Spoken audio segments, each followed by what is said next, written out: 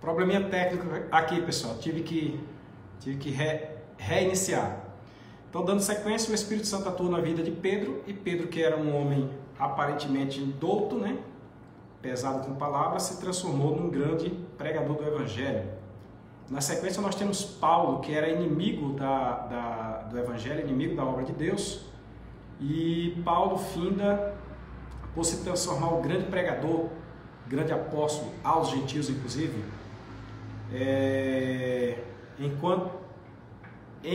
o encontro com o Senhor no caminho de Damasco, de Atos 9:17,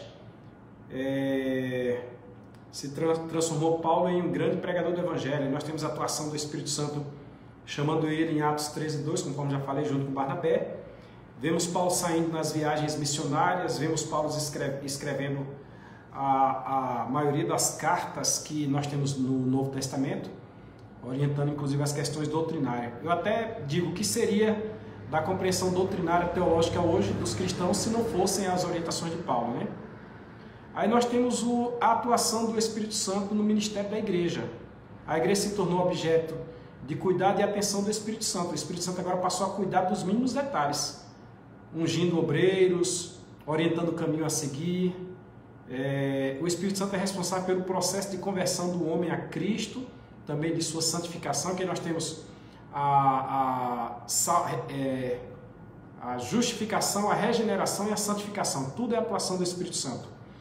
Por ocasião da volta de Cristo, o Espírito Santo arrebatará todos os cristãos e transformará seus corpos corruptíveis em corpos gloriosos para que vivam eternamente na dimensão de Deus. Eu até comentei quando falava sobre o Deus triuno, que nós precisaremos realmente ser transformados, porque nós não suportaríamos a presença de Deus. O Espírito Santo é quem vai nos preparar. Será dado ordem aos anjos, os anjos vêm nos arrebatar, mas quem transforma é o Espírito Santo. O Espírito Santo e o pecador, ele convence o pecador, João 16:7, ele gera fé, Efésios 2:8, leva o homem ao novo nascimento, João 3, versículo 5, faz do homem uma nova criatura, segunda carta aos Coríntios 5:17. O Espírito Santo e o crente, eu e você, ele mora em nós, Romanos 8:9, ele nos santifica, Efésios 4:25, primeira carta aos Coríntios 6:10, ele gera em nós o fruto do Espírito, que tem 9 partes, gozo, fé, bondade, longanimidade, benignidade, temperança, está lá em Gálatas 5:22, e ele atuará conosco no arrebatamento, que Paulo diz na carta aos Tessalonicenses capítulo 4, a partir do versículo 11, não quero que sejais ignorantes acerca dos que dormem.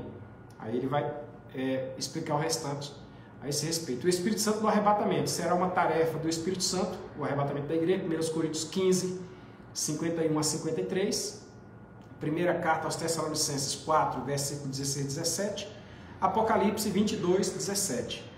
O Espírito Santo não ficará inativo ou sairá da terra, que alguns pensam que depois do arrebatamento o Espírito Santo sai. Não, você tem que lembrar que o Espírito Santo ele é onipresente, então a atuação dele vai encerrar, mas ele estará presente, isso é fato. Que alguns pensam que o Espírito Santo vai ser tirado, não, não é nesse sentido, a igreja será tirada, certo? Após o arrebatamento da igreja ele não sai, ele é onipresente. Salmo 104, versículo número 30, diz que ele é onipresente. Também Salmo 139 e o verso, eu falei versículo 30, desculpa, verso 30, e o 139 verso 7. E assim nós encerramos uma rápida compreensão da doutrina do Espírito Santo, pneumatologia ou paracletologia. Muito obrigado pela sua presença até agora. Se você não assistiu esta parte e a parte anterior, dê uma entradinha aí, assista, compartilhe, ouça, aprenda, tá bom? O próximo que nós faremos será a doutrina do homem e do pecado, será a antropologia bíblica e a amartiologia, que é a doutrina do pecado. Deus te abençoe, fica na paz, até mais.